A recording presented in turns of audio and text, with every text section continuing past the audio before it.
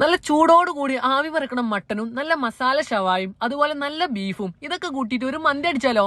അടിക്കണം എന്നുണ്ടെങ്കിൽ ഇതാ തിരൂരുള്ള സൂഫി മന്തിക്കാണ് പോരി. സൂഫി മന്തിയിൽ തിരക്കില്ലാത്ത സമയത്ത് പോവാന്ന് വിചാരിക്കണോലാണെങ്കിലേ അങ്ങോട്ട് പോകണ്ട, നിങ്ങൾക്ക് സീറ്റ് കിട്ടൂല. ഏത് തിരക്കിന്റെ ഇടയിലും കുറച്ചേരം ഒന്ന് വെയിറ്റ് ചെയ്താൽ മതി, നിങ്ങൾക്ക് അവിടെ സീറ്റ് കിട്ടും. അങ്ങനെ സീറ്റ് കിട്ടിയപ്പോ നമ്മൾ ഓർഡർ ചെയ്താണ് മസാല ഷവായും അതേപോലെ മട്ടനും ബീഫും. ചൂടോട് കൂടിയിട്ടുള്ള മട്ടന്റെ പീസ് ഇങ്ങനെ റൈസിൽ വെച്ചിട്ടുണ്ടല്ലോ, ഒരു പീസ് അതിമന്ന് നുള്ളിയെടുത്ത് ആ മയോണീസിൽ മുക്കിക്കാണ്ട് ഒരു കഴിക്കണം. വാട്ട് നേക്കാണ്ട് ഡെലീഷ്യസ്.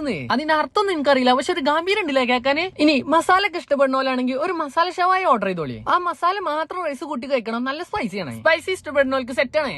എപ്പോഴും മന്തിയിൽ ചിക്കനും അൽഫാമൊക്കെ കഴിച്ച് മടുക്കണവർക്ക് ഇതാ ബീഫ് എടുത്തോളി. മീറ്റ് ഒക്കെ ഇങ്ങനെ പൊടിച്ചെടുക്കണം, എന്നിട്ട് മന്തി റൈസും മയോണീസും ഒക്കെ കൂട്ടി ഒരു കഴിക്കല്. സൂഫി മന്തി വന്നിട്ട് നിങ്ങൾക്ക് കഴിച്ചിട്ട് ഇഷ്ടപ്പെട്ട ഏതാന്നുള്ളത് ഒന്ന് കമന്റ് ഇടുണ്ടോ? എനിക്ക് വീണ്ടും കഴിക്കാൻ തോന്നിയ ഒരു ഐറ്റാണ് ഇവിടുത്തെ മട്ടൻ. അതുകൊണ്ട് തന്നെ നമ്മൾ വീണ്ടും രണ്ടാമതൊന്ന് ഓർഡർ ചെയ്തു. ചൂട് കൂടിയാൽ എന്താ ഉണ്ടാവുക? കൈ പൊള്ളും. അതിപ്പോ ഇവിടെ സംഭവിച്ചു. കൈ പൊള്ളിയാൽ എന്താ, നല്ല മട്ടൻ കഴിക്കാൻ പറ്റിയില്ലേ? തിരൂര് തായപാലാണ് സൂഫി മന്തി വരണ്ടേ. ഒരു പാഷൻ ഫ്രൂട്ട് മൊഹിത്തയും കൂടി കുടിച്ചപ്പോ സംഭവം സെറ്റായി. പൊതുവെ മന്തിക്കടി ചെന്നാൽ ഡെസേർട്ട് ഒന്നും ഉണ്ടാവില്ല. ഇവിടെ വന്നപ്പോലെ കുനാഫും വേറെ ഐറ്റംസ് ഒക്കെ ഉണ്ട്. നമ്മള് കുനാഫിന്റെ ഓർഡർ ചെയ്തു. ഒരു ചീസി കുനാഫ ഒന്ന് മധുരിക്കട്ടേന്ന്. ഇവിടുന്ന് മന്തി കഴിച്ച് സൂപ്പറായ സാധനങ്ങളാണ് ഇപ്പൊ നിങ്ങൾ കണ്ടത്. അവർ കഴിച്ചിട്ട് അവർക്ക് ഇഷ്ടപ്പെട്ടു, പിള്ള മനസ്സിൽ കള്ളമില്ല. പിന്നെ ഇതുവരെ കണ്ടതല്ലേ, ഒന്ന് ലൈക്കും കമന്റും ഒക്കെ ഇട്ടുകൊണ്ട് പോയിക്കോളിട്ടാ, റാഹത്തായി.